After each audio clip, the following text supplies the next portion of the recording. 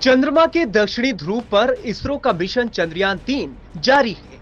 23 अगस्त को शाम करीब 6:04 पर इसरो के लैंडर मॉड्यूल ने चांद की सतह पर सॉफ्ट लैंडिंग कर इतिहास रच डाला। इसरो के चंद्रयान-3 मिशन को 4 दिन हो चुके हैं। चंद्रयान का लैंडर विक्रम और रोवर प्रज्ञान चांद की सतह पर अपने प्रयोग शुरू कर चुके हैं। रोवर प्रज्ञान लैंडर विक्रम से अलग होकर चांद की सतह पर मून वॉक कर रहा है।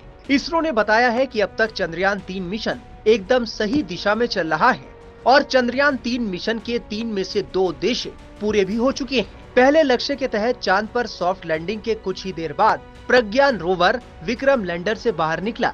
इसके बाद उसके पेलोड चालू कर दिए गए और उसने चंद्रमा की सतह पर लगभग 8 मीटर की दूरी तय की। वहीं दूसरे लक्ष्य के तहत लैंडिंग के कुछ देर बाद विक्रम लैंडर और इसरो कमांड सेंटर के बीच संपर्क स्थापित हो गया। इसरो कमांड सेंटर से संपर्क स्थापित होने के बाद विक्रम ने अपना काम शुरू कर दिया और इसरो को कई तस्वीरें और वीडियो भेजे, जिसमें चांद की सतह पर सॉफ्ट लैंडिंग से ठीक पहले की तस्वीरें थीं। इसके साथ ही रोवर प्रज्ञान के विक्रम लैंडर से बाहर आने और चांद की सतह पर चहलकदमी की तस्वीरें प्रमुख थी। चांद पर भारत के चंद्रयान-3 मिशन के 3 में से 2 उद्देश्य तो पूरे हो गए हैं, लेकिन अभी भी भारत का मून मिशन जारी है और अब मिशन के तीसरे उद्देश्य के तहत वैज्ञानिक प्रयोग किए जा रहे हैं। रोवर प्रज्ञान चांद पर हर दिन डाटा जुटा रहा है और अब तक सब कुछ इसरो के प्लान के मुताबिक चल रहा है।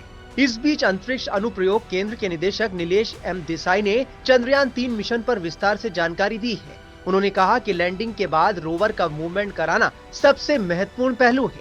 फिलहाल तीसरे उद्देश्य पर काम चल रहा है। हमारे पास कम समय है। मिशन के लिए हमारे पास कुल 14 दिन ही हैं। इसके 4 दिन पूरे हो चुके हैं। बाकी 10 दिनों में हमें काम और एक्सपेरिमेंट करना है। हम समय के खिलाफ दौड़ लगा रहे हैं। हमें 10 दिन में जितना हो सके उतना काम करना है। इसरो ने कहा है कि अभी तक रोवर का चांद की सतह पर 12 मीटर तक मूवमेंट हुआ है। हमारा उद्देश्य इसे एक दिन में कम से कम 30 मीटर तक करना है। इस तरह हम एक दिन में अगर 30 मीटर चलाते हैं तो बाकी बचे 10 दिनों में हम 300 से 400 मीटर तक चलने में सफल हो सकेंगे।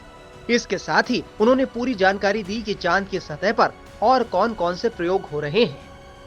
ये मिशन के जो 3 मुख्य उद्देश्य थे, उसमें एक तो सॉफ्ट लैंडिंग, दूसरा रोवर को नीचे उतार के उसका मूवमेंट कराना, और तीसरा है जो अलग अलग एक्सपेरिमेंट जो पेलोड रखे हमने उसके एक्सपेरिमेंट करना, उससे साइंस डेटा लेना।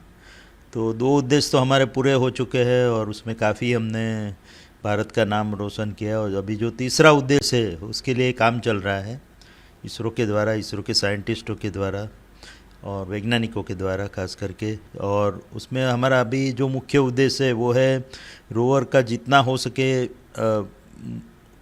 चंद्रमा की सरफेस पे, सतह पे, ज़मीन पे उसका मूवमेंट कराना, उसको घुमाना, जिससे अलग अलग जगह से हम एक्सपेरिमेंट कर पाए और उसका डेटा कलेक्ट कर पाए। तो जो मुख्य उद्देश्य है कि जितना हो सके उतने एक्सपेरिमेंट करें और उसका डेटा हम पा सके इधर पृथ्वी पे, जितना हो सके उतना।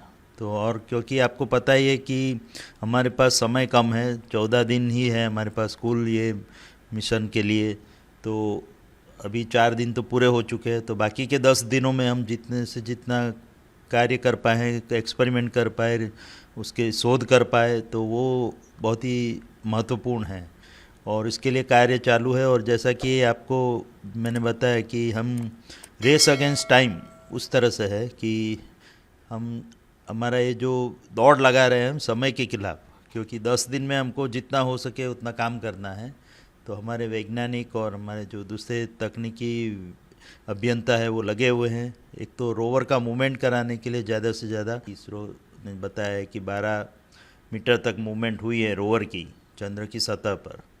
तो हमारा जो मूल उद्देश्य है कि 30 मीटर एक दिन में, और जो तो इसलिए बाकी के दिनों में हम 300-400 मीटर मूवमेंट कर पाए, उसके लिए प्रयत्न जारी रहेंगे। किस तरह से उसने जो इनिशियल एक्सपेरिमेंट किए हैं उसके जो नतीजे सामने आए हैं कि चंद्र की सतह पर लगभग 50-55 डिग्री सेंटीग्रेड जो टेम्परेचर है, तापमान महसूस किया गया है। और उसके अलग अलग जो प्रोब है उसमें अलग अलग सेंसर लगे हुए हैं जो अंदर तक ज़मीन के अंदर जाके लगभग 8 से 10 सेंटीमीटर तक वो जा सकता है। तो 8 सेंटीमीटर तक के डेटा जो हमने लिए हैं उसके मुताबिक -50 डिग्री -10 डिग्री सेंटीग्रेड से लेके +50 डिग्री सेंटीग्रेड के अलग अलग डेटा 10 सेंसरों ने कलेक्ट किए हैं। उसी तरह मून पे जो भूकंप आते हैं उसको मून क्वेक कहा जाता है। तो मून क्वेक की इंफॉर्मेशन, मून की सिस्मिक एक्टिविटी जो है, भूकंपीय जो